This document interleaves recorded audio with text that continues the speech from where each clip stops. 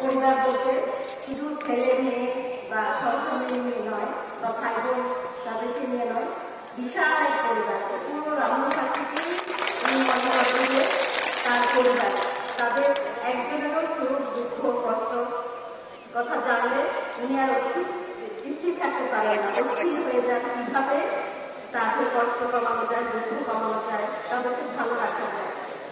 তো আমিও এর অনেক বড় সাক্ষী।